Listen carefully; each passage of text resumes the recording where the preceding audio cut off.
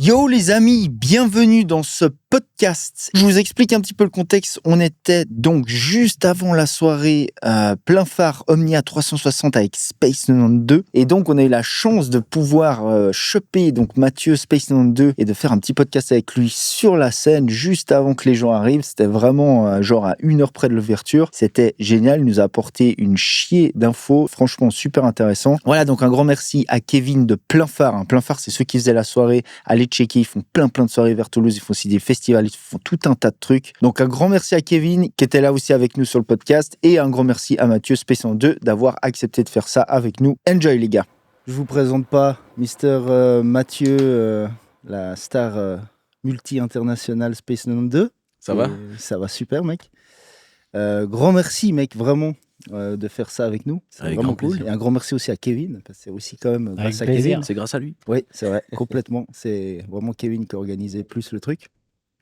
Et bah, ce soir, mec, si on peut avoir une simple petite discussion sur ce que tu fais, sur comment tu l'as fait, dans le but d'aider les gens peut-être et d'en apprendre un peu plus sur toi, même si je pense que beaucoup de gens te connaissent et Tu veux dire par rapport à ce que j'ai prévu ce soir ou comment ? On peut parler, mon gars, on peut parler de ce que tu fais ce soir, de comment tu... Moi, j'ai plein de topics. Le premier topic que j'aimerais peut-être apporter, c'est tout simplement, mec, comment t'en es arrivé là déjà, tu vois, dans les grandes lignes. C'est clair que tu as une ascension de malade mental, je pense, quand même. Alors le parcours, il a été difficile.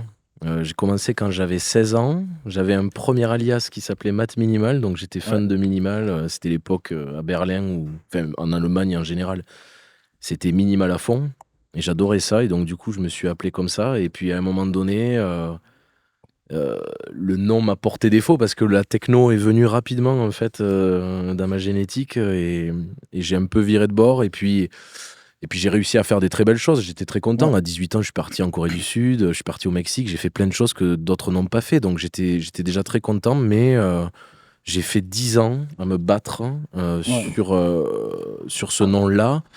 Et j'ai pas abordé les choses d'une façon assez stratégique. J'étais un peu insouciant et je me disais, si j'arrive à faire un peu comme les autres, vu que les autres ils marchent bien, je vais arriver à faire la même chose qu'eux. Donc l'approche, c'était pas la même. Okay. J'avais pas tout le background de savoir comment l'industrie fonctionnait réellement, quoi. Enfin. Et du coup, en fait, je me suis arrêté je crois que c'était en 2018. J'ai de formation, je suis ingénieur informatique, en fait. Okay. Et donc, du coup, pendant 2 ans, je suis parti bosser pour des boîtes, donc développeur web.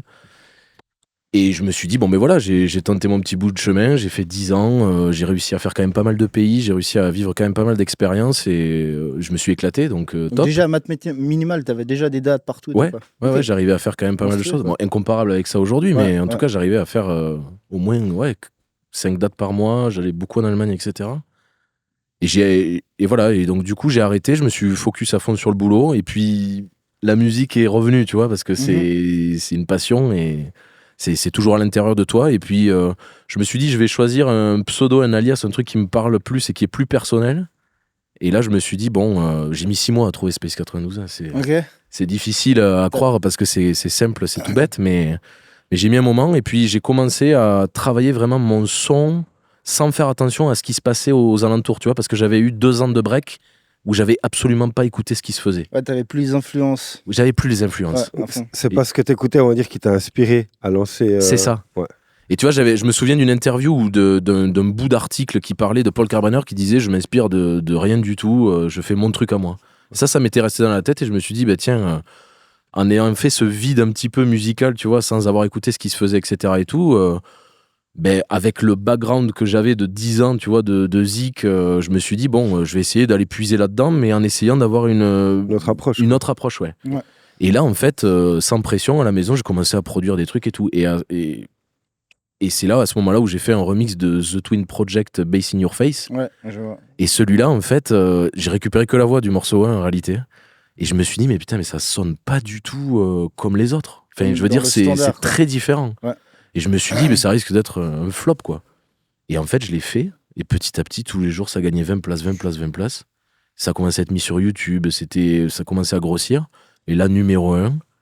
Et là, ça a été la porte ouverte. Alors, il y a eu un stade d'émotion assez fou sur le moment, parce que j'avais jamais fait un top 10 de ma vie Beatport. Ouais. Donc quand je suis arrivé dans le top 10, je te dis pas, le matin à 10h du matin, quand j'ai vu ça, j'ai sauté au plafond. J'imagine. et voilà, et à ce moment-là, en fait, je suis resté dans ce truc-là de me dire, bon ben voilà, c'est peut-être ça en fait qu'il faut faire, c'est juste s'écouter, À fond. utiliser son background Et faire ce que tu kiffes. et faire ce que tu kiffes toi. Exactement. Et c'est ce qui a donné en fait l'empreinte que je n'avais pas consciemment de la patte, on va dire, un peu unique que j'avais à ce moment-là, où les gens me reconnaissaient mon son, tu vois, assez facilement.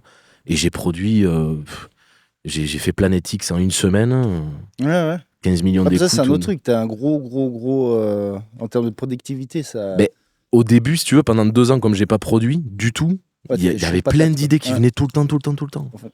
Et du coup, en fait, j'ai fait Planet X, j'ai fait Atlas, j'ai fait The Door, j'ai fait tous ces trucs-là.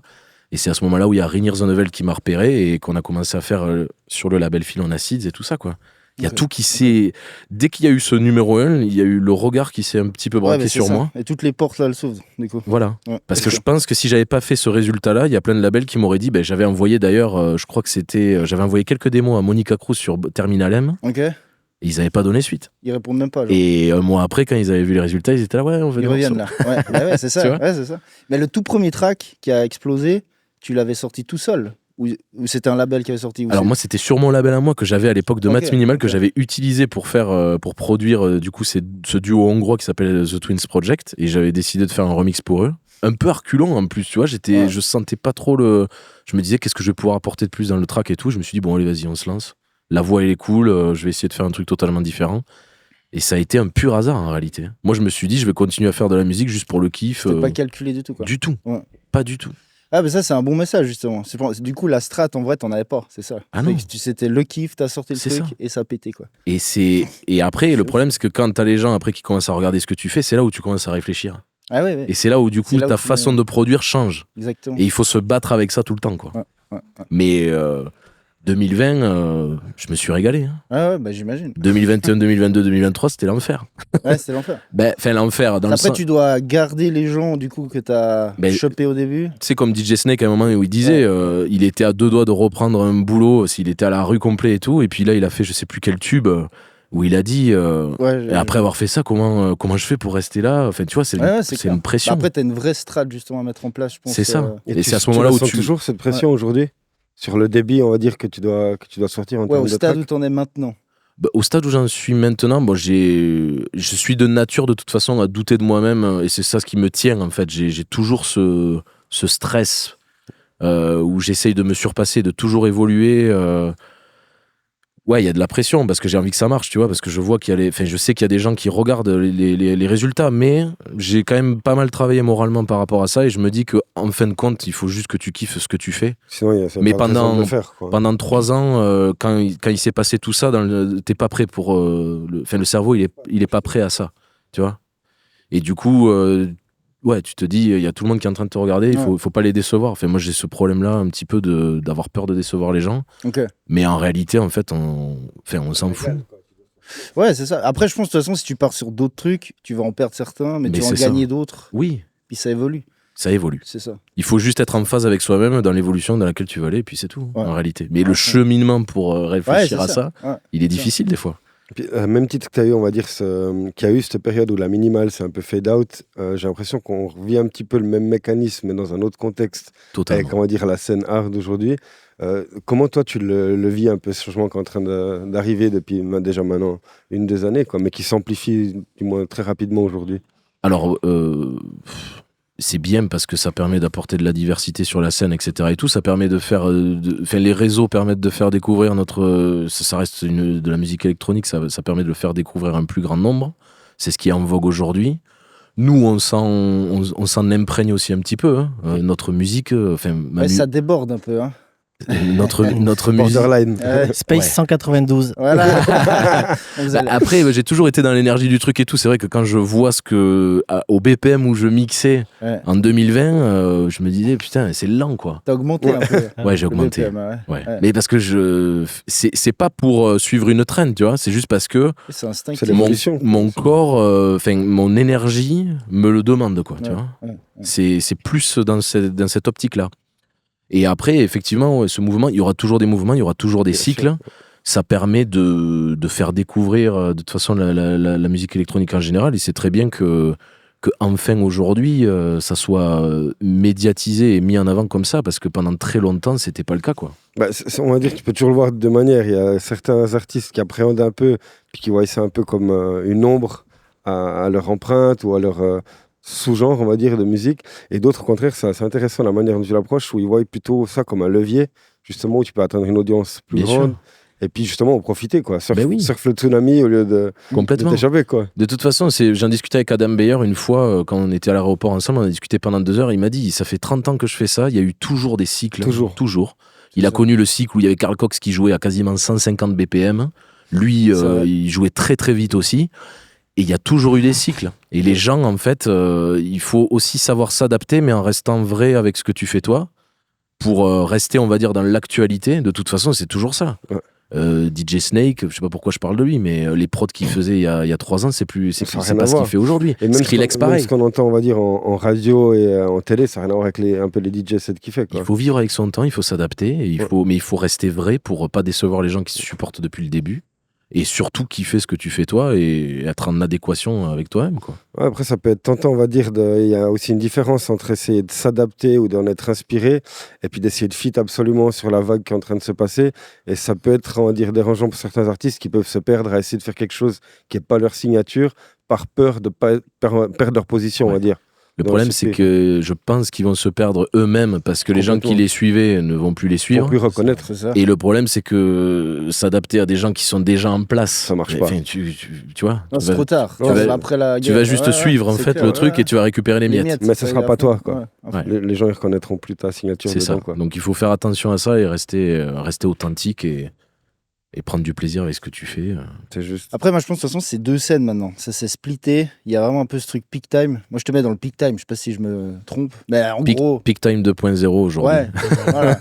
mais disons que t'es pas dans le hard. Non. Voilà. Après, tu vois, dans les sets que je fais, tu vois, je reste dans un truc évolutif, tu vois, où je démarre.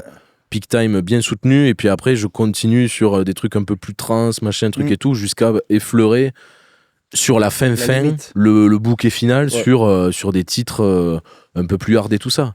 Ouais. Mais enfin, j'ai quand même évolué, tu vois, aussi parce que j'en avais envie. Un peu comme la musique, de toute façon, en général. Exactement, c'est des cycles. On est en train d'évoluer, on prend des sons du hard dans des morceaux plus calmes et vice-versa. Et ça se nourrit. Ouais, je veux dire, c'est vrai dans d'autres styles musicaux, pas que la techno. C'est vrai partout. Tu intègres de l'urban, enfin voilà. Il y a des artistes maintenant, tu as du trap metal qui se crée pas mal. Il y a tout un tas de choses, tu vois. C'est génial, quoi, je trouve. Ouais, complètement. À fond. Donc, géographiquement parlant, on va dire, tu tournes beaucoup dans tout le monde. Est-ce que tu joues des fois peut-être un peu plus hard dans certains pays que d'autres vis-à-vis de l'attente des gens, ou est-ce que tu gardes vraiment toujours ta routine, ou du moins de leur donner des nouveautés, etc., qui viennent de ton côté? Je tourne de plus en plus aux États-Unis et je tendais à faire des trucs plus soft, même. Plus soft. Avec plus de vocal, etc. Ok. Et là, tu vois, il y a 2 semaines, quand j'étais sur la série Ultra Music Festival et puis le Beyond Wonderland et tout ça, en fait, j'ai inversé un peu le truc parce que j'étais en mode festival, donc j'ai joué quand même beaucoup plus soutenu. Et en fait, je me suis contemplé là-dedans et je me suis dit qu'en fait, les États-Unis aujourd'hui, ils étaient prêts aussi à recevoir ça parce que pendant longtemps, ils étaient en retard sur la musique en général. Sorti, là, ouais. Ils découvrent vraiment d'une certaine manière. Ouais. Là, aujourd'hui, avec tous les gros festivals qui sont en place aux États-Unis, ils ont permis de donner une exposition justement à ce style de musique. Que ça soit, on va dire, peak time, que ça soit de la tech house, elle était déjà quand même pas mal en place, mais tout ce qui est plus trance ou hard, etc. et tout, il y a des énormes stages aujourd'hui qui sont mis à disposition pour que tu aies une grosse audience, tu vois, qui puisse découvrir ça, et les gens, ils adorent ça. Donc en fait, au début, tu vois, j'étais un peu frileux, je me disais, je vais peut-être jouer un petit peu plus chill et tout, mais en fait, je me rends compte que tu fais ce que tu as envie de faire, les mecs. Il y a vraiment une audience maintenant aux États-Unis qui est en train de beaucoup plus ouverte, grossir. Mais ça dit quoi par rapport en Europe, par exemple, globalement? Tu préfères quoi, toi? C'est quoi l'endroit, l'audience que tu préfères? Amérique du Sud. Ouais. Avant, je sais plus qui m'en parlait, il me disait t'es la pire resta là-bas, c'est genre vraiment. Alors après, c'est parce que tu sais, en 2020. quand j'avais encore un semblant de vie. Je faisais beaucoup de running dans les montagnes. Ouais, ok. Et du coup, à un moment donné, je me suis dit, tiens, je vais essayer le maté. Et ça, c'est la boisson d'Argentine et d'Uruguay. Ouais, à fond. Et donc, du coup, en fait, tout bêtement, à des moments, j'ai affiché ça sur les réseaux. Et puis, je pense que ça a beaucoup contribué au fait qu'ils se sont dit, mais attends, c'est un Français, qu'est-ce qu'il fait avec un maté à la main, traditionnel? Et ça a permis quand même, ça a aidé quand même pas mal beaucoup aussi. Ok. Et c'est vrai que, en Argentine, je vais manger au resto, dans la rue, il y a des gens qui te demandent une photo, quoi. T'as pas la paix, quoi. Mais après, c'est plaisant, tu vois. Enfin, il y a une vraie. Ouais, ils sont très chaleureux là-bas, très accueillants, très cool. Et ça a toujours été ça, tu vois, même dans le temps où je faisais maths minimale, avec même le Mexique, etc., c'est des gens qui sont fidèles. Ouais. Dès qu'ils t'ont adopté, ils te suivent et ils te lâchent Ils plus. te gardent, quoi. Ouais, vraiment. Trop bien. Donc ça, j'adore ce côté-là. Et les États-Unis aussi, en ce moment, là, c'est vraiment un pur plaisir parce qu'il y a de plus en plus de festivals, il y a de plus en plus de clubs. Ouais, il y a plein de trucs. Moi, j'ai l'impression que C'est gigantesque. on va dire les États-Unis, on va dire de manière générale, ont longtemps influencé tous les artistes européens et la culture de manière générale en termes de musique, que ce soit techno, hip-hop, et que maintenant, j'ai l'impression que ça bascule. Ouais. C'est l'Europe qui est en train de mettre une claque aux States, que ce soit en termes d'artistes, que ce soit en termes d'influence. Puis de gigs, mec. Et de gigs. C'est clair, c'est ça. Le territoire, il est gigantesque. Hein. Ouais. Il y a des mecs comme John Submit ou maintenant Layton Jordani qui a pris une direction un peu plus comme John Submit avec une techno mélodique un petit peu avec des vocaux, etc. et tout. Bah, le mec, il vient plus en Europe quasiment. Ouais, c'est fini, quoi. Il reste chez lui. Le mec, il est à New York. Il tourne tout le long, quoi. Il est bien, quoi. Ouais. Et C'est incroyable, quoi, ce qu'on vit en ce moment. Ça c'est jamais arrivé, j'entends pas. C'est une mondialisation de la techno, quoi. Ouais. Ah, vraiment. Et même en Asie aussi, c'est en train de grossir. Ouais. Tout ce qui est Chine et tout ça, c'est en train de grossir vraiment. Ah fort. ouais, en Chine. Ah ouais, vraiment. Ok. Ah oui. Ils sont friands de ça. Hein. Et puis chez eux, c'est tout nouveau. Ouais. Donc dès que t'envoies la lune de un miel, kick, que tu balances un son avec un peu d'acide, les mecs ils font 6 mètres, ils font des sauts de 6 mètres. Hein. Tu les vois là un peu. Parce qu'au final, ils n'ont pas les mêmes réseaux sociaux que nous, ni on va dire les mêmes sources d'informations qu'on a nous ici en Europe ou aux États-Unis. Donc du coup, on ne sait jamais comment, on va dire, la musique, elle se propage là-bas. Puis ça a toujours été, je dirais pas limité, parce qu'ils ont leur propre culture, leur propre star, etc. Mais ça n'a jamais été très... je sais pas comment dire. J'ai l'impression que les 20 dernières années qu'on a vécues nous en Europe au niveau de l'évolution, elle a jamais effleuré le continent, quoi. Ouais, ils ont des réseaux sociaux eux-mêmes. ils ont différents, ils n'ont pas accès à. C'est ça. Ouais, puis c'est cadré, c'est leur réseau. Alors je sais pas c'est quoi le nom des réseaux. En tout cas, ce qui est sûr, c'est que quand tu vas là-bas, que tu sois dans un hôtel international comme Sheraton ou quelque chose comme ça, et que tu vas sur le Wi-Fi et que tu regardes ton WhatsApp ou ça marche pas. Ils ont pas le marché. C'est ça, Meta là-bas. T'arrives là-bas, il y a tout qui est down. C'est le gouvernement. Donc t'es obligé d'utiliser des VPN. Ils n'ont pas les mêmes fils, ils n'ont pas les mêmes infos. C'est ça. Tout est très censuré, filtré et tout. Mais les Chinois, ils arrivent quand même à avoir WhatsApp et tout ça. Et ce qui était quand même fou, c'est que la première fois que j'y suis allé, je crois que c'était l'année dernière, ils connaissaient tous les titres que j'ai fait comme Mercury, ce genre de choses. Je me suis dit, putain, mais les mecs, ils ont une culture. En fait, t'avais quelqu'un qui t'a fait limite là-bas sans que tu saches qui promouvait tes musiques et autres. Mais c'est ouf, en fait, il faudrait avoir même quelqu'un sur place qui fasse, on va dire, la propagation de toutes les sorties et autres, parce qu'ils n'ont pas le même accès que nous. Quand toi, tu postes ce truc out now, eux, ils le voient pas, quoi. Ben, alors, je me pose la question, mais en tout cas, ils étaient bien au courant de la discographie quand même, tu vois. C'est ça tout ça, et ça, Beatport, si tu peux y accéder. C'est intéressant de voir. Ouais, je sais, ça va faire. Et Spotify, je suis pas allé checker quand j'étais là. J'ai un VPN, après, on va essayer. Ouais, voilà. grave. On va simuler le fait qu'on est en Chine. Ouais, c'est ça. Chez toi, alors, c'est le monde à l'envers. Comment les attraper, ça? Moi, il y a un autre topic que j'aimerais bien aborder avec toi, si t'es chaud, c'est le côté un peu plus entrepreneurial. C'est un peu le but de ce podcast, c'est d'amener ce côté un petit peu pour aider les gens. Hein. Toujours dans ce optique, le mec qui veut se lancer, il a une carrière. À quel moment, toi, tu t'es dit, il faut se structurer, tu vois? Je sais pas si, genre, t'es basé en France pour tes business. Oui, malheureusement, oui. Je vais pas te demander combien tu gagnes, mais on s'en fout. Hein. Mais c'est juste en termes de structure, à quel moment tu te dis, OK, maintenant, genre, il me faut un gars qui gère ça, il me faut le manager, il me faut ci, il me faut ça. Et comment t'as réussi, en fait, à te monter ton équipe? J'imagine que t'as une équipe avec toi. Ouais, alors en fait, si tu veux, c'est en 2020, là, quand j'ai eu des gens comme Rainier Zonneveld qui sont venus me voir pour parler d'exclusivité, tout ça et tout. En fait, il y avait Popov qui m'avait écrit sur Instagram et qui me disait j'adore toutes les promos que t'envoies, etc. et tout. Et là, je lui dis, ouais, il y a des gens qui me veulent en exclusivité, des gens comme Umek, etc. Il m'a dit, c'est pas une bonne idée de faire ça. Parce que tu vas t'enfermer et tu vas être dépendant du label et de la façon dont il voit les choses, etc. Et à ce moment-là, il y a Popov qui a parlé à son manager de toujours, Rayas, et qui lui a dit, ce gars-là, il a besoin de toi et ce gars-là, il a du talent et je sens quelque chose, il faudrait que tu le prennes. Ok. Et c'est Rayas, mon manager depuis le début de Space 92, à qui je dois tout d'un point de vue milieu. Je connaissais rien au milieu, tu vois. Ok. Au début, quand il était pas là, que j'ai fait mes premiers morceaux, j'ai signé les contrats sans regarder les pourcentages. Sans regarder. Et je me suis fait avoir sur énormément de choses. Ouais. Par exemple, sur Planet X, il est passé sur Netflix, etc. et tout. J'ai pas vu la couleur de combien on a touché. T'as jamais touché Non. les syncs et tout. On veut les noms. Envolé. Ouais. Mais bon, après, il faut regarder où ils sont The Yellowheads aujourd'hui sur les line-up. Mais bon, non, ça, c'est peu importe. En même temps, Ça, c'est comme c'est ça que bien. t'apprends aussi, quoi. Mais bien sûr. Tu te fais avoir une fois, deux fois, mais pas trois. Tu vois. Moi, si tu veux, le but, c'était juste que les gens connaissent ma musique. Après, je m'en foutais du reste. C'était venu combien de temps après, on va dire, le besoin ou du moins l'urgence de structurer une team? Ça s'est fait naturellement Mais ou tu t'es dit vraiment, là, j'ai besoin de... C'est le manager qui est venu avec toute son expérience, 20 ans de terrain et 20 ans aussi de galère et de plans et de déception, d'expérience qui est venu, qui m'a dit, il te faut ça. Okay. Et qui m'a mis tout autour de moi. Et on a monté une société du coup qui est en France. Ma mère qui est comptable fait la comptabilité de la société, donc c'est familial quand même. Ouais. On est dans une structure où tout le monde se connaît et où on a des liens très très forts, plus que professionnels, quoi. Ouais. Et ça, j'ai de la chance parce que pendant 10 ans, j'ai essayé de travailler avec des gens qui ont essayé toujours de m'avoir ou qui m'ont toujours déçu et je m'étais projeté dans des choses où à la fin j'étais tombé de 10 étages, quoi. C'est souvent ça, hein. Même pas que dans la musique, hein, dans tout business. Dans la vie en réalité. Dans la vie. Et on apprend au détriment de ces expériences-là. Mais disons qu'une fois que tu as commencé à te structurer, je pense que tu en vivais déjà, on va dire en termes de travail. Alors que quand j'ai commencé Space 92, moi je travaillais encore en tant que salarié informatique, hein, j'étais toujours développeur. Et puis quand il y a eu la fin du confinement et qu'il y a les dates qui ont commencé, etc. et tout, il y a des gens comme Kevin Plainphart qui m'ont fait confiance, tu vois, sur Toulouse et qui m'ont invité, et grâce au réseau de Rayas, et qui m'ont permis de pouvoir m'exprimer et de faire en sorte d'être connu. Parce qu'il faut qu'il y ait des gens aussi qui te fassent confiance au tout début et qui te donnent ta chance. C'est ça. C'est ça qui est dur. Et à voir, tu les as pas oubliés, tu es là ce soir. Et ça, et bien aujourd'hui à Toulouse, on a toujours fait les choses ensemble et on continuera le plus longtemps possible de faire les choses ensemble. Parce que c'est une idéologie qui est beaucoup plus humaine que.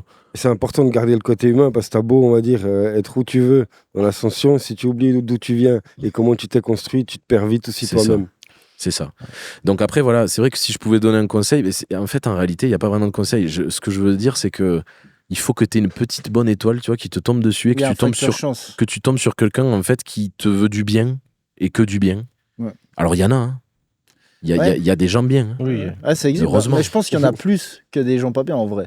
Ouais. Malheureusement, on n'entend souvent que le mal, mais c'est bien de parler. Il n'y a que le mal qui ressort, comme toujours. Mais le bien, il est là aussi. Bien sûr. Bon, puis au bout d'un moment, ça te retombe dessus, quoi qu'il arrive, quoi. Donc, non, c'est clair. Bon, c'est quand même un petit milieu malgré tout, même si ça va vite, quoi. Enfin bon.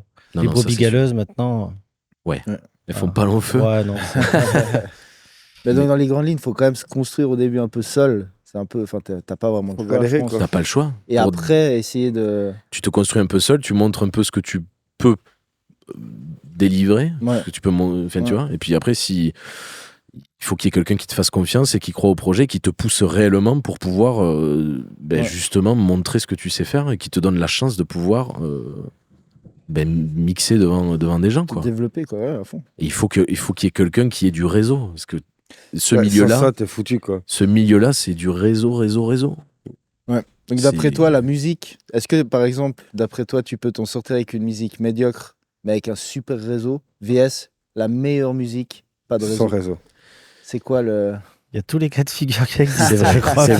Je sais bien, là je prends les deux extrêmes. Ouais. Bon. Je pense que après moi je sais pas ce que t'en penses, mais les réseaux aujourd'hui, ça fait on va dire un bon 70%. Ouais. C'est fou. Hein. Quelque chose comme ça. Ah ouais, c'est vrai que si t'as une belle exposition sur Internet, du coup il y a plein de gens qui te suivent et du coup il y a plein de gens qui vont acheter tes tickets. En tant que promoteur, enfin on s'est fait avoir, quoi, tous. Plusieurs fois même. C'est que c'est très manipulable aujourd'hui, on va dire. Les réseaux en soi. Oui, non, vraiment. Au moment donné, tu te rassures à travers forcément des stats, des streams, des musiques qui sont de qualité, etc. Et puis bon, tu as le projet, l'artiste qui arrive, et là, tu tombes, quoi. Tu comprends tout de suite que ça va être compliqué, quoi. Et déjà pour l'artiste en question, qui en gros, tu sens qu'elle n'est pas capable que l'artiste n'est pas capable, quoi, en tout cas. Ouais. Voilà, j'ai quelques petits exemples. Je rebondis sur le côté, on va dire, réseaux sociaux, parce que c'est un sujet qu'on aborde énormément, en tout cas avec nos clients ou notre communauté, et qui prend énormément de place aujourd'hui, que ce soit autant d'artistes, on va dire, dans ta position que d'artistes plus petits, où ça devient un vrai pain à entretenir et où ils n'ont plus la même capacité ou le même temps à disposition pour construire des nouveaux morceaux ou d'inspiration. Et ils ont vraiment cette, je vais dire, cette haine on doit faire vraiment ces réseaux sociaux. Est-ce que toi, tu gères toujours toi-même tes réseaux sociaux? Quelle est l'énergie que tu mets entre le marketing et la production? Où est ta balance aujourd'hui? Malheureusement, 50-50. 50-50. Je dirais. Même des fois 60, 65, voire 70% réseau. Malheureusement.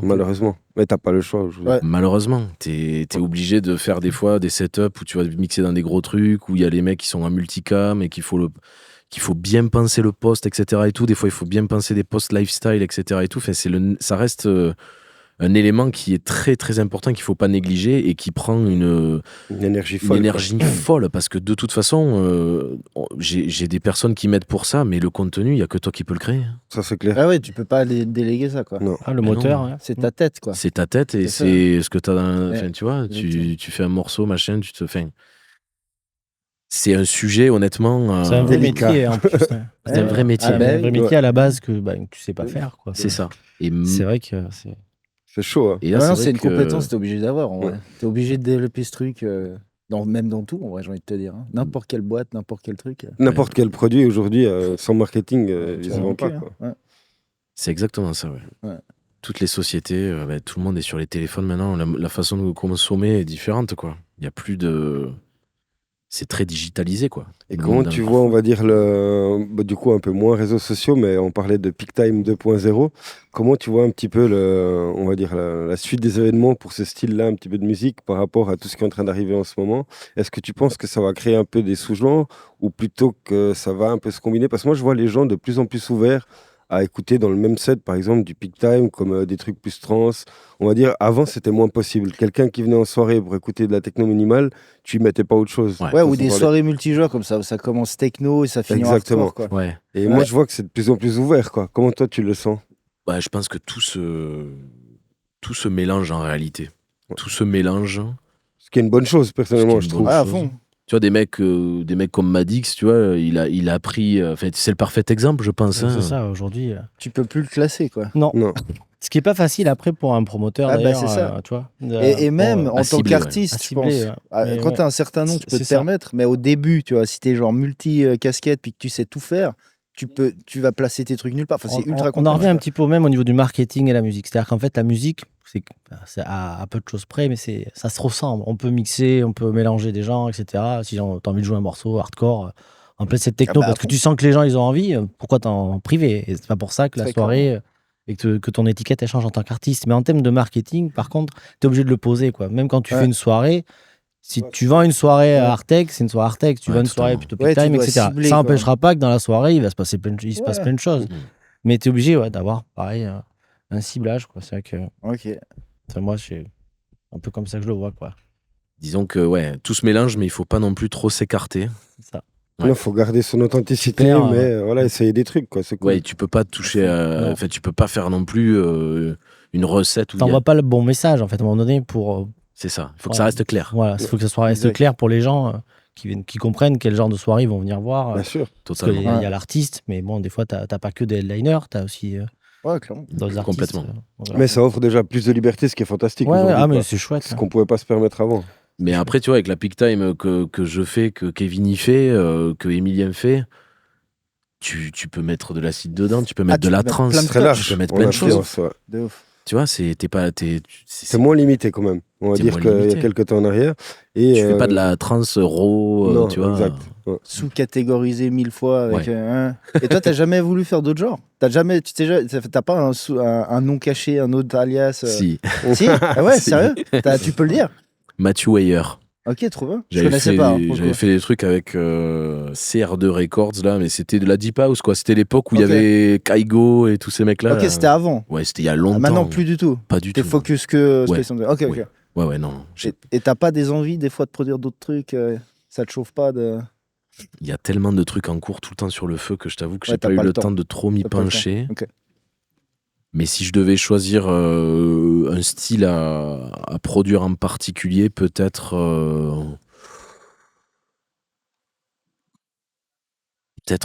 un peu Tech House. Ok. Ouais, tu vois, la Tech House d'aujourd'hui, là, la Plus vibe un soft. peu à la Max Tyler et tout Ouais, ça et tout, j'aime à beaucoup fond. ça. Ok. Cool. Ouais. Un peu groovy. Ouais. Un peu, Ouais, j'aime bien. À fond. Mais même là, ça c'est un peu plus intense aujourd'hui. Ah oui, House oui. que ça a Bah, il y a jamais tout été. qui s'est Dans durci. tout, il y a de l'intensité dans tout. Tout ouais. se durcifie de ouf. Ce qui est bien, moi j'adore Ouais. ça. Quoi. Bah, nous, on vient des musicards, tu vois. On a un vrai background musique hardcore. Donc, plus ça se durcifie finalement. Quand c'est bien fait, on aime Quand ça. c'est bien fait. Ouais. Tu vois. Parce qu'il y a aussi ça, il y a de plus Ouais. en plus de, Ça, de c'est un volume autre de topic. sortie, mais il y a de plus en plus de négligence dans Le level de production, Ouais. enfin, je sais pas quel est ton avis là-dessus, toi, dans ton point de vue. Est-ce que moi, je trouve perso qu'il y a énormément de trucs qui sortent, mais il y a énormément de trucs où le level est vraiment de plus en plus bas. Il y a toujours des super trucs, mais il y a plus de mauvais trucs autour et c'est beaucoup plus compliqué, tu vois, de trouver de la qualité. Ah oui. De... Il y a beaucoup de choses qui se ressemblent en fait. Des fois, tu vois, je parcours le top 100 et il y a plein de Ouais, trucs c'est qui tout sont pareil. identiques. C'est quoi. ouf. Ouais. Et Et la ça, qualité, les identités se perdent dans le tas. Quoi. dans la qualité, tu vois, ce qui est marrant, c'est que des fois, tu as des artistes qui pètent, enfin voilà, qui tournent encore, et les qualités de prod sont pas au niveau de d'autres, tu vois, Ouais. comme Matt, etc. Mais au final, il y a une clientèle qui recherche un peu ce côté homemade, un peu à l'arrachos, tu vois, et ça crée quand même un peu une vibe En fait, autour c'est de devenu ça. un genre. C'est ça, le exactement. trashy à l'arrache amateur, ça devient un genre. C'est Moi, ça. j'ai plein de gars, ils veulent C'est- sonner comme ça. Ils veulent, en Tu fait. fais sonner un truc bien, il Tu fait non, mais il t'arrives, faut que ça tu- sonne c'est ça. amateur. Il faut que ça C'est sonne nimp. vraiment. Mais je te jure, hein. mec. C'est une vérité, quoi. Ça, c'est respectable. Hein. Moi, je trouve Et- ça- Mais après, c'est un genre. Ouais, ça crée des nouveaux flows, quoi. Ouais. Tu vois. Il y a beaucoup de dynamique Ouais. souvent, etc. Donc quand tu les joues, bah, Ouais. ça marche. Hein, Ouais, tu vois, il n'y a ouais. pas de. Après, c'est aussi Donc, la musique électronique. Hein. oui, voilà, Les attention. imperfections C'est ça. font le Font le charme, truc et aussi, tu vois, ouais. ça crée des vibes Ouais. à fond. Mm. Et on va parler peut-être un petit peu production quand même. Ben oui. Parce que alors moi, il y a un truc. Au début, moi, quand je t'ai découvert, pour les premières fois, j'ai écouté tes tracks. Le truc vraiment qui m'a, c'est le côté loudness, punch, tu vois. Et moi, j'adore ça. Hein. Moi, je suis un gros partisan de trucs qui frappent. Ouais, et c'est le Du truc parpaing. du parpaing, exactement. Parpaing. Mais des bons parpaing. Ouais. Des parpaing qui ont des bons. Dans des formes. Exactement. Et je me suis toujours dit. Alors, j'ai vu un truc un petit truc où tu étais avec Naf, où tu lui disais à l'époque, que tu déléguais Mix Master. Ouais. Ouais, c'est toujours le cas. C'est toujours le cas. Ok. Mais Moi, je me concentre, en fait, si tu veux, le 100% sur la partie musicale. Je faisais mes mix et masters au tout début hein, de Ouais. Space 92, les Planetix et tout ça, c'est moi Ok. qui le faisais. Mais ça me prenait tellement la tête et je suis tellement perfectionniste que j'étais jamais content de moi parce que j'ai suivi les MJ tutoriels, j'en ai mangé pendant 3 ans, hein, 2014 et tout, mais tout évolue. Ouais. Tu vois, et je voulais faire évoluer plus ma musique que. Enfin, j'avais envie de faire évoluer les deux, mais au bout d'un moment, il a fallu choisir, quoi. Ouais. Et là, je me suis dit, j'ai réussi à trouver quelqu'un de talent qui comprenait ce que je voulais faire et qui avait déjà matière, hein, parce que moi, ce que je lui envoie, ça tape fort déjà, Ouais, mais qui arrivait à le mettre en valeur. en valeur avec voilà, l'énergie que je souhaitais. Et donc, du coup, depuis 2021, c'est quelqu'un qui le fait pour moi et je suis toujours avec cette personne. Et donc, du coup, moi, ça me permet, si tu veux, de me focus uniquement sur la partie créatrice qui est déjà un boulot immense, C'est clair. de se poser en se disant il faut que je fasse quelque chose d'un peu nouveau, un peu novateur, qui ressemble pas à ce que j'ai fait avant. Ouais. Tu vois? Trouver des nouvelles. Il faut qu'on te reconnaisse quand même. Ouais, voilà, c'est ça. C'est ça. Et qu'il faut qu'on te reconnaisse Mais quand la même. valeur ajoutée, Garder elle ta est là patte. au final. Parce que, on va dire, certes, quand à l'oreille, tu peux reconnaître un style et une signature dans un mix et un master, mais ce que les gens découvrent de toi, c'est pas ça. C'est ta vraie créativité, ta valeur ajoutée, elle est dans le point de vue artistique. De Et ouf. donc, du coup, je pense que ça fait super sens de se concentrer sur là où tu as la place à prendre, quoi. Sinon, j'aurais pas le temps, en fait. Exact. Mais ça, c'est un vrai message. C'est qu'en vrai, c'est un vrai travail d'équipe, ça. Oui. Mais, au final, c'était ça au départ à la musique, c'est chacun avait son métier. Il y avait les Totalement. écrivains, Ouais. les compositeurs. Ça s'est perdu avec l'évolution un peu en ligne où on s'est trouvé à devoir tout faire nous-mêmes, que ça, du marketing au sound design, au mastering, à tout. Et au final, maintenant, j'ai l'impression qu'on reprend un peu, chacun reprend son métier et l'artiste prend sa position où il doit être créateur. Mais et surtout pas que c'est ingénieur. OK en vrai. Il n'y a tu pas vois. le choix. Enfin, Il y a, je pense, voilà, il si y a- t'as envie d'avoir un truc de qualité, tu vois. il y a et qui- 24 heures dans la journée. Ouais, C'est ça, tu peux pas tu peux pas les inventer, les heures en plus. Non. Ouais, c'est que. Pas encore. Pas encore. Bientôt. Mais mais je pense que les gens, tu sais, il y a ce côté un peu égo, genre je veux tout faire moi-même, c'est moi qui, tu vois. Je comprends. Oui, je comprends aussi. J'étais dans cette démarche mais aussi. moi, en fait, je le suis même encore Manon, tu vois. C'est pas facile de lâcher le bébé. Ouais, de ouf. mais en vrai, je pense que tu vois, il y a un certain niveau que voilà, il faut juste lâcher, se dire, comme il disait, tu mets la valeur là où tu l'as, le plus, et le reste tu délègues, toi. C'est ça, parce qu'au final, c'est pas ça qui va faire que tu vas tourner, quoi. Exactement. Non, ça c'est encore un autre. C'est ça, ouais, mais voilà. Oui. Donc à un moment donné, le but. Bah après, on en revient toujours à la strat. Voilà. C'est quoi quel est le but final de ça? C'est de se faire Exactement. plaisir, etc. Voilà. Ouais. Mais si tu as une stratégie professionnelle derrière, d'aller te vendre ou autre, à un moment donné, il va falloir passer par du market, il va falloir faire d'autres choses. Voilà. Malheureusement. Et donc ce temps, tu le libères comment?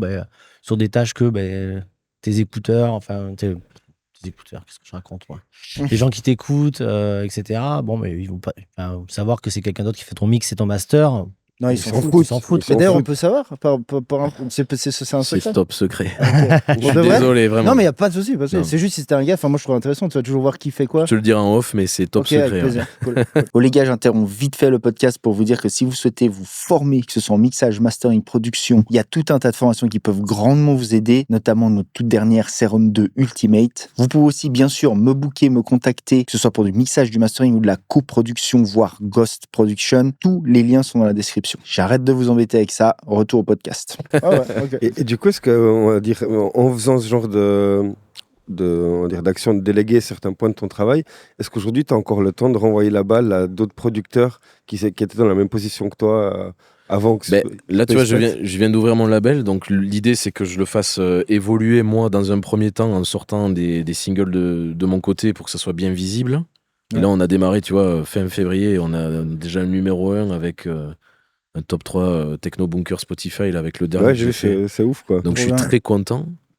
Et en fait, l'idée, si tu veux, c'est comme j'expliquais à Kevin hier ou avant-hier, c'est de faire grossir le truc pour que ça soit bien implanté, qu'on ait le soutien de tous les beatports, etc. Quoi. Et tout, et que tout le monde sache bien ce que c'est, pour ouvrir les vannes et puis après faire...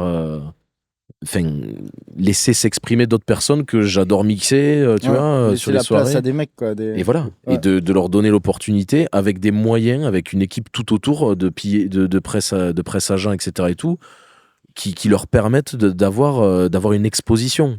Pas comme des labels, tu vois, où t'arrives dessus et puis le mec il te fait signer le papier et puis t'es sur Beatport et puis il n'y a pas un article, il n'y a pas de story, il n'y a rien. T'as comment envie d'offrir ce que t'aurais voulu avoir. C'est ça. Et ça, c'est très respectable. C'est ça. Et ça tue vraiment. Parce qu'en vrai, c'est comme tu dis, maintenant, franchement, mec, à part, il y a peut-être quelques gros trucs, mais ces gros trucs-là, je sais pas, des gros drum code, machin et compagnie. Ah, mais tu te fais baiser ils aussi. cherchent personne, ils en ont rien à foutre. Ah en vrai. Ils ont ni la place, ni l'envie, ni quoi. Ouais. Et après, t'as les plus petits, mais ces plus petits-là, en vrai, ils t'amènent rien, tu vois. Ils t'amènent rien. Donc en fait, t'as deux choix qui sont fermés. L'idée, c'est d'essayer d'avoir un truc un peu... Ça, c'est la liste au Père Noël que je suis en train de faire, là. Hein. D'un point de vue budgétaire, après, il faudra voir comment ça... Ouais. Mais c'est vraiment vers ceux... quitte à faire moins de sorties, mais faire des trucs de qualité et proposer vraiment des formats...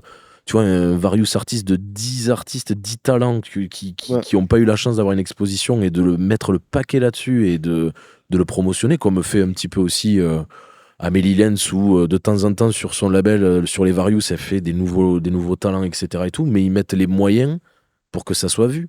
Ouais. Et ça permet de respecter, on va dire, l'artiste qui s'est cassé la tête pendant des semaines sur son morceau. Enfin, je pense que c'est la moindre des choses. Bah, c'est incroyable, il est très respectable. Il n'y a pas tout le monde qui se donne les moyens, on va dire, de le faire, parce que je comprends, tout le monde a du travail à faire, et de prendre en plus l'énergie pour vraiment pouvoir s'investir et donner la chance à d'autres, c'est très respectable, donc bravo, quoi. Quand tu as galéré et que tu sais d'où tu viens et que tu n'avais même pas une réponse pour les labels, tu réfléchis un peu différemment les choses par la suite, quoi. Est-ce que tu as des anecdotes un peu à nous donner en termes de collab ou de... Le pire gigs de ta vie, genre le pire gigs ever, tu vois. Sans donner de nom. En Israël. Non.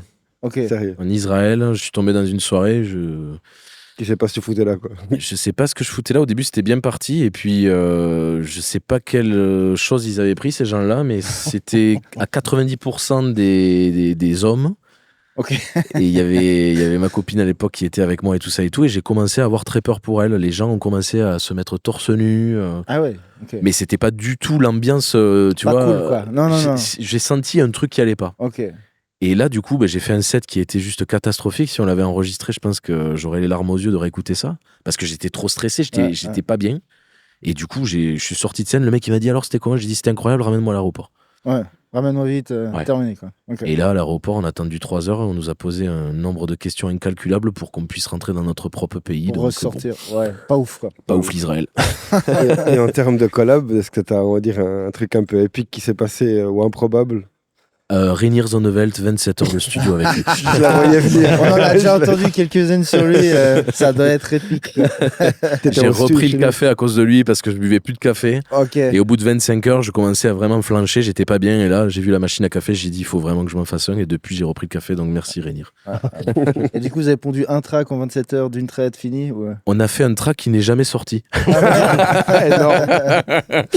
Il était trop chaud, la semaine d'après il a joué sur un énorme festival aux États-Unis et tout, et puis après il s'est dit bon, on est peut-être allé un peu trop loin dans le délire parce qu'il est parti, il a chanté sur des trucs, moi je chantais aussi sur des trucs, enfin on est parti un peu trop loin. Et finalement après on est revenu à la raison et puis on a fait un truc beaucoup plus enfin à distance, on a fait ce truc là. Okay. Et puis du coup c'est Ravarp qui est sorti après du coup en 2023 avec lui, mais il y en a un qui aura jamais vu le jour parce qu'on était... des fois, tu sais, tu travailles sur des trucs, ça sort pas, quoi. Ça n'a pas toujours, on va dire... T'as beaucoup de déchets en production? Ouais, c'est exactement ce que j'avais demandé. Il y a une poubelle dorée qui traîne dans le coin du studio. Ouais, quel est ton ratio, tu vois? Est-ce que tu es du genre à produire à mort et il y en a un petit pourcentage que tu sors, ou est-ce que tu es du genre à tout finir, essayer de tout faire sortir? J'essaye de tout finir. C'est très rare quand je démarre un truc et que je vais pas jusqu'au bout du truc, parce que je suis tellement obstiné que ça peut même arriver qu'en cours de route, je me dise, j'aime pas la clé. Tu changes tout. Je change tout. Ouais. Mais t'en fais un truc fini. Et j'en fais un truc fini. Okay. Mais parce que pendant un moment, c'est vrai j'avais des projets comme ça que je laissais de côté, tout ça et tout. Et puis, il y avait quand même des idées dedans et tout. Et je me suis promis d'essayer de tout le temps aller jusqu'au bout des choses. Pour essayer d'être le plus productif possible, sans le faire en étant forcé. Ouais. Mais juste avec l'objectif de se dire, bon, on a démarré ça, on peut changer la mélodie, on peut changer tout ce que tu veux, mais essaye d'aller jusqu'au bout du truc. Okay. Voilà. Mais bon, c'est un vrai... Souvent pour faire un morceau, au tout début quand j'ai commencé le projet, je mettais une semaine, tout venait d'un coup. Okay. Maintenant c'est plus un mois et demi à essayer des choses. Tu traînes, mais le côté artistique là tu dis du coup. Je parle du côté artistique. Et t'arrives à garder une idée comme ça aussi longtemps en la gardant et en la finissant jusqu'au bout. Ouais, même si à un moment donné je change un truc qui était, on va dire, maître du morceau. Ouais. Mais en essayant, parce que la chance que j'ai, c'est que comme je joue tous les week-ends, j'essaye. Ah, c'est vrai, t'as le feedback en direct. J'ai le feedback en direct, et de moi-même et de ce que j'ai et des gens qui sont en face de moi. Et ça m'aide énormément. Il y a des fois où je me suis trompé. C'est la meilleure école. Voilà, c'est la clé. Ouais, c'est ça. Il y a que comme ça que tu peux ressentir le truc. Ça pardonne pas là, ça marche, ça marche pas. C'est la meilleure influence. Toi-même, tu le sens. Ah ouais, c'est clair. En le jouant, tu te dis bon, ça va pas le faire. Puis on connaît tous ce truc. On revient d'une soirée, on a entendu des trucs qu'on kiffe, on est méga inspiré. On produit. En vrai, toi, t'as ça tout le temps, quoi. Enfin, t'as ce truc, ce feedback de ce que... Ouais, ça tue. En vrai, ça c'est une vraie plus-value que... Ça, c'est une vraie plus-value, ouais. De ouf. Et comment tu fais pour produire encore autant avec ton train de vie de... Aujourd'hui, on fait des singles, en fait, parce que... parce qu'il y a un moment donné où je me faisais chier à faire 3 tracks... je faisais des EP, quoi. Des EP, ouais. En 2023, j'avais la larme à l'œil à chaque fois, quoi, pour essayer de tenir une cadence de faire des trucs tous les 2 mois. Avec 3 tracks dedans, quoi. Avec 3 tracks dedans. T'en as toujours 2 qui sont moins écoutés que... Ouais, c'est ça. T'en fous 2 loin, il y en a une qui pop. Alors que toi, t'aurais parié sur la 3e, c'est la première qui marche. Toujours. Au moins là, c'est les singles, c'est aussi commode, quoi. Et puis, de toute façon, le système de consommation, il a quand même évolué. Tu vois, les gens, au bout d'un moment, il faut aller, il faut donner. C'est ça. C'est devenu un peu, malheureusement, du content, quoi. C'est un peu le même principe. Alors moi, j'ai pas envie de donner pour donner.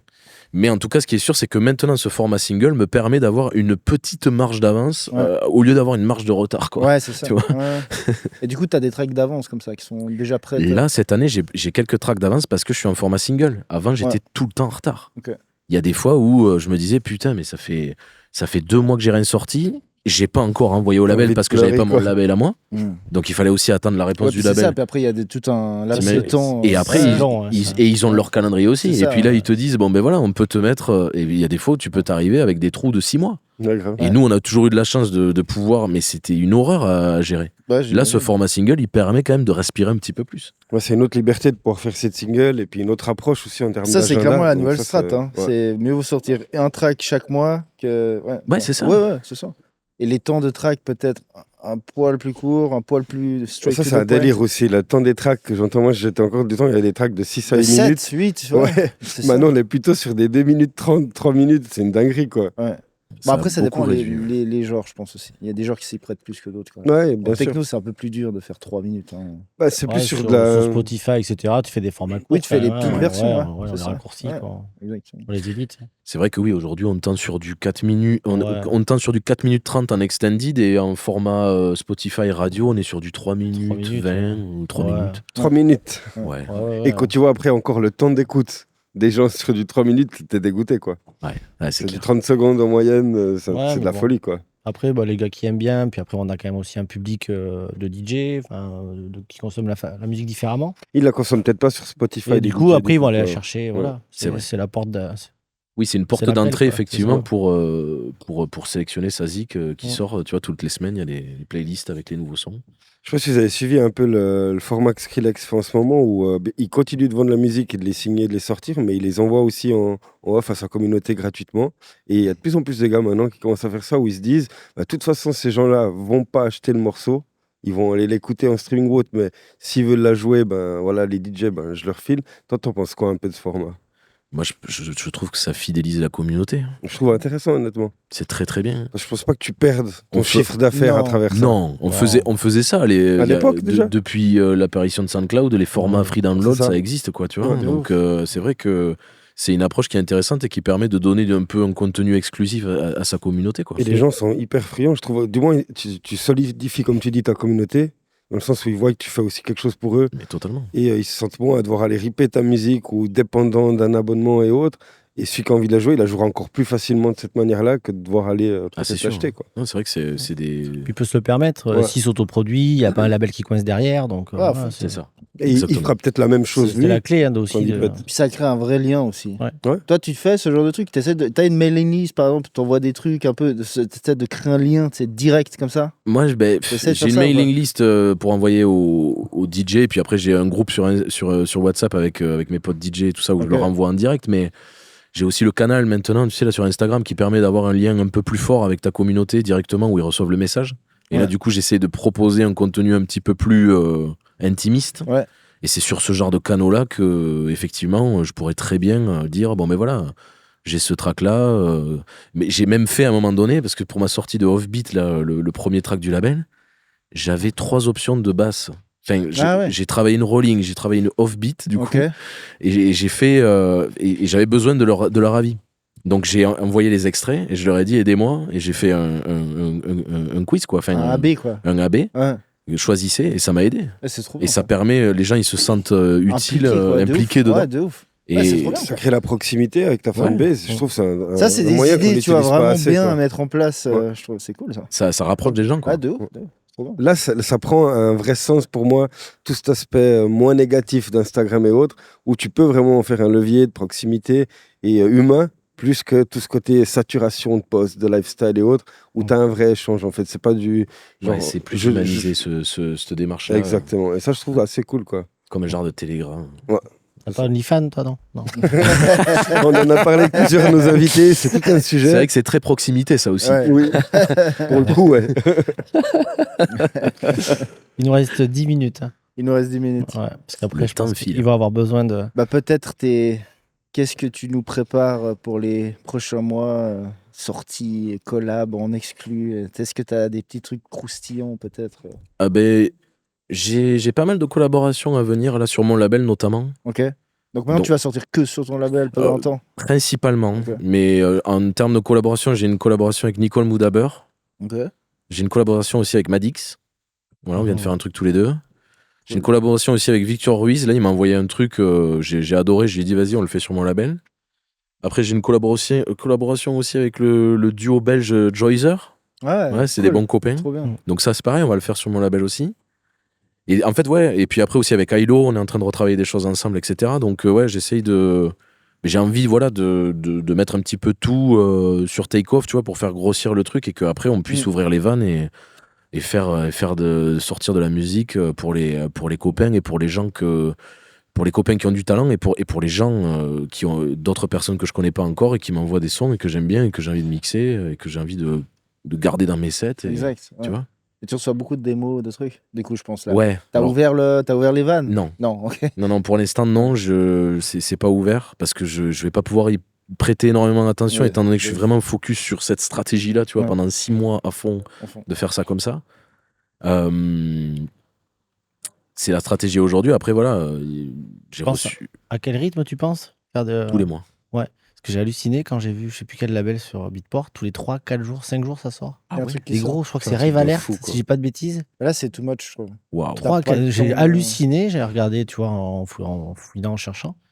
Si je dis pas de. Alors, moi, ce que j'ai Mais c'est bien fait. Est-ce que c'est bien posé? J'entends, il y a un sens à faire ça? Je sais pas. Ou ils cherchent J'ai à faire du halluciné. volume? Non, mais j'ai pas d'avis, hein. C'est un constat, quoi.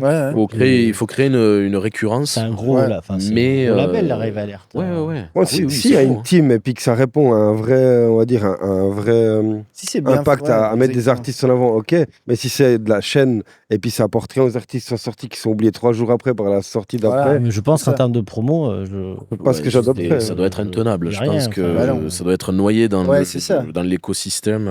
C'est dommage. Malheureusement. À vérifier que je dise pas de bêtises, mais. Bon. La récurrence, elle est importante. Il faut arriver à tenir un rythme, tu vois, tous les 1 mois, 1 mois et demi. Mais après, c'est vrai que toutes les semaines, là, il faut avoir. Il y a déjà 100 000 tracks par jour, plus ou moins, je crois, quelque chose comme ça qui sortent. Ouais. Ça contribue qu'à augmenter le chiffre, quoi. Garnier disait. Vous l'avez vu, l'interview de Garnier sur France Inter? J'ai vu des passages. Ouais. Il parlait de 20% de la musique qui sortait aujourd'hui sur Spotify est générée par l'IA. Ah ouais. Full, 100%. Ah oui, j'ai vu ça. C'est clair. Ça, j'ai vu. Oui, mais en fait, t'as un pourquoi faire Et t'as aussi des fakes artistes. T'as des mecs qui pondent de la musique, c'est pas des pour faire du stream, en fait, et récupérer des droits derrière? Non, c'est pour moins avoir à distribuer aux vrais artistes. Parce que si tu les plays, tu les dilues dans des plays générés par de l'AI. Tu vois ce que je veux dire? Ah putain, Du coup, eux, ils peuvent... Immense carotte. Immense carotte. Oui, il y a plein de trucs comme ça qui se mettent en place, qui sont assez dingues. C'est dingue. T'as pas envie de trop te C'est concentrer une là-dessus zone méga parce grise parce qu'il n'y a pas encore de loi, il n'y a pas encore des trucs. Enfin, c'est le gros bordel. Ouais. C'est dingue. Avec l'AI et tout ça. Et l'AI, tu t'en sers, toi, pour prod? Alors, moi, d'une manière ou d'une autre? Sur certaines voix, je le passe dans Audimay. Tu sais, là, c'est le site internet là où ça te permet de retoucher la voix. Je l'ai fait pour Melodia. Pour faire du backing vocal, en fait. Ah, tu fais les backs. J'ai fait un genre de layer, tu sais, avec le sample original et des backings de ce sample-là. C'est la seule fois où je crois que je l'ai utilisé. Mais après, tu vois, l'IA... j'ai un petit peu peur de ça, quoi. Tu vois, je sais pas jusqu'à quel point ça va aller. Je trouve ça ultra puissant. Je trouve que ça rend énormément de service. De fou. C'est génial, vraiment. Je pense qu'il faut quand même... C'est un outil qui est à disposition aujourd'hui qu'il faut quand même utiliser. Mais je sais pas jusqu'à quel point ça va aller. Tu vois, les trucs de créer des zik avec de l'IA et tout ça et tout. Enfin, je me dis, c'est chaud, quoi. On est en train de passer un cap. Maintenant, il faut voir c'est dans quel contexte c'est utilisé. Tu vois, la partie graphique, aujourd'hui, bon... C'est ça. C'est chaud. Alors, si on peut parier avec le son... On y est déjà, quoi. C'est ça qui est on y est, en vrai. On y est. Là, ils sont en train de peaufiner, mais on y est. Hein. On est sur, c'est quoi, Audio, Sono, Avia, il y en a 1000. Ouais. Et ils le font bien. Tous les jours, tu fais un prompt aujourd'hui, tu fais le même prompt dans une semaine. Tu le nourris de ta musique, par exemple. Il y aurait moyen, tu mets tout ton catalogue de toutes tes tracks, tu dis fais-moi un truc dans ce genre-là, il y a moyen que ça te sorte un truc similaire. Parce que maintenant, tu peux uploader. Avant, tu pouvais pas. Bon, après, arrête déjà c'est pas le mec qui sait du tout. Il va être anxieux, là. Ah non, mais là, après, tu sais ce que t'as. Calmer. Après, tu crées ta propre AI, tu vois, et tu la vends. Tu permets aux gens. Ouais. Tu fais des bébés 92 partout. Ouais, c'est ça, c'est clair. Tac. Exactement. Tu pourras jouer sur 5 continents à la fois, tu vois. Ça fait peur, hein. Il y a l'hologramme qui va suivre pour scaler les artistes. Tu vas pouvoir scale ton DJ artiste, quoi. C'est de la folie. Je suis un petit peu trop vieille France pour toutes ces choses-là, mais... Gardons les bonnes bases, quoi. Mais après, je pense qu'il faut évoluer avec son temps aussi, avec les outils qui sont à dispo, comme on a toujours fait. Hein. Bien sûr. Après, ce serait contre ce prix, parce que des fois, tu peux trouver des pépites qui peuvent te faire gagner du temps de ouf, et même avoir des idées créatives, des machins, tu vois, ça peut être cool. Faut jamais être fermé, en fait. Non, c'est clair, je suis d'accord avec toi là-dessus. Faut aller diguer, faut regarder, faut rester sûr au et certain. courant, tu vois. Complètement. Non, on est d'accord là-dessus. Non, mais je pense qu'on n'y est pas. Du Space 92, ça va rester du Space 92. Ah oui. Non, il va rester authentique comme il a toujours été, et je ferai toujours au mieux pour me faire plaisir et faire plaisir aux autres, et puis voilà. D'ailleurs, ça, c'est une autre question que j'ai pour toi. Est-ce que tu as trouvé des copycats? Est-ce que tu as ressenti, maintenant que tu en as un gros point, là où tu es quand même un big name, on va dire, où tu as trouvé peut-être des producteurs où tu dis, ah, ces gars-là, je sens que c'est ma musique qui les a influencés. Ah oui, mais j'ai même vu des plagiats sur Beatport. Du vrai plagiat. Du vrai plagiat. Genre samplé dans ton track. À la note près. Ok. Un The Door numéro 2 avec des samples à ce point-là. différents. Ah, je te jure. Ah ouais. Des Planet X. Là, j'ai mon copain Quentin qui s'occupe de la SACEM, qui a repéré un certain nombre d'œuvres qui ont été pompées complètement, quoi. Après, il y a aussi d'autres trucs qui ont été influencés, et ça me fait plaisir, parce que du coup, je me dis... ouais, ça flatte. Bien évidemment. De ouf. Ouais. C'est clair. Ouais. Ça, c'est sûr et certain. Et après, tu vois, quand il y a un truc qui marche, quand il y a un truc qui fait des tops, c'est là où je veux en revenir pour peut-être conclure, mais il y a 10 ans, je faisais ça. Ouais. J'allais sur le top 10, tu vois, je me disais, putain, ce gars-là, j'aime bien son son, je vais essayer de refaire un peu la même chose. Bah, bien ça, sûr, hein, on l'a tous fait, et c'est une super école. Mais bien sûr. Fabriquer autour des sons. Et d'ailleurs, c'est complètement ok même de copier des trucs et de les refaire à ta sauce. Mais tu vois ce que je veux dire? complètement. Il n'y a aucun problème. Sans avec être ça. dans le plagiat. Tu veux Non, faire ça c'est pas dans du les plagiat. règles du respect. quoi. Après, pomper un truc de A à Z, refaire pour refaire, ça c'est teubé. Ouais, ça, je vois pas l'idée. Je vois pas le. Il n'y a pas de but en fait. Non, il n'y a Ouais, pas de but ici. exactement. Je comprends La pas. finalité, Ou alors le gars il va se dire je vais essayer de gratter quelques plays et quelques ventes parce que je profite de la vague du truc. Mais même Ils si font t'as pas le pas, marketing, ça et la marche mise en pas. avant T'auras derrière, rien. t'auras rien. Exactement. Non, C'est franchement, en plus, c'était mal fait. C'était qui? Vas-y, balance. Je sais plus du tout. Merde. Ça, c'est Quentin qui le sait, là. Il te le dira tout Il à nous l'heure. dira. Mais je te jure, j'étais choqué. Mais après, non, de s'inspirer, on le fait tous, et heureusement qu'on s'inspire. Ouais. Bien sûr. Un mec qui fait des tableaux, il s'inspire de je suppose, d'autres artistes. Quelqu'un qui écrit, il s'inspire d'autres personnes qui écrivent. Bah, on revient à ce que tu disais au début. C'est que tu as de toute façon quelque chose qui t'inspire. Mais Ça peut être de la musique, mais ça peut être d'autres trucs aussi. Quoi. Totalement. Tu vois. Totalement. Et toi, c'est quoi qui t'inspire le plus aujourd'hui? À part la musique? Ouais. T'as des trucs, genre des films, des. Ah, moi, je suis très cinéphile, j'adore Ouais, ok. j'adore les films. Ben, tu vois, si on pouvait faire un truc qui rejoint un petit peu les deux univers, un mec Ouais. comme Denis Villeneuve, Ok. tu vois, qui fait des gros films à la Dune et tout ça et tout, la bande-son, elle est juste monstrueuse, Ouais. avec des effets, tu sais, c'est dark et c'est Ouais. prenant, ça De te ouf. prend le coffre de ouf quand tu vas au Ouais. cinéma, que tu regardes ça. Organique, t'as la disto de ouf. C'est ça. Ouais. Et Bien tu vois, il y a des mecs comme Denis Villeneuve ou des mecs comme Hans Zimmer qui font des productions musicales sur du film qui sont juste incroyables. Mais en fait, je suis sensible à l'art en général. Je suis quelqu'un de... Comment on appelle ça? Je suis plus ou moins hypersensible. Ok. Donc tout ce qui est art et sensation, Ouais, tu émotion, captes je les le trucs. reçois tout. Ouais. Tu vois. Cool. Je me reconnais Donc, aussi. je reçois les choses quand je... Trop bien. Bon, en tout cas, mec, grand merci à toi. Ben, merci à vous. Vraiment. Je pense que ça va aider plein de gens et même c'est. Ben, Et j'espère. puis on se réjouit d'écouter un peu les new shit que tu as balancé ce soir et puis qui sont pas encore Ouais, sortis. Quoi. Parce qu'en fait, ce qu'ils savent pas les gens, c'est que là, on va passer 3 heures à prendre cher avec un méga set de Avec, Mathieu. Avec Ça, toute je vais l'équipe l'écouter. au complet, là, on va Et les Kevin, cuisiner aux petits oignons. composing. Envoie-nous les parpailles. Voilà, on Il voit va nous les par terminer peigne, c'est par correctement. peigne, c'est par peigne. Exactement. Bon, bah, incroyable, On va encore essayer. merci. Ok, merci à toute Plaisir. l'équipe, merci à Kevin, merci Merci. à Mathieu Avec Merci à plaisir, vous. les gars. et à tout bientôt les gars. Ciao. Voilà, donc j'espère que ce podcast vous a plu. Il y en a tout plein d'autres qui vont arriver. Les gens, on vous a préparé plein de choses. On va avoir des gros guests. On va vraiment vous amener un max de valeur, que ce soit dans la sphère production de musique, mixage, mastering, mais aussi organisation de soirées, donc événementiel, création de labels, développement de business, entrepreneuriat. Vous avez compris, vous pouvez nous retrouver absolument partout sur toutes les plateformes, Spotify, Apple Music, etc. Et bien sûr, ici même sur YouTube. C'était Igor Cholet de Strop Studio. Ciao.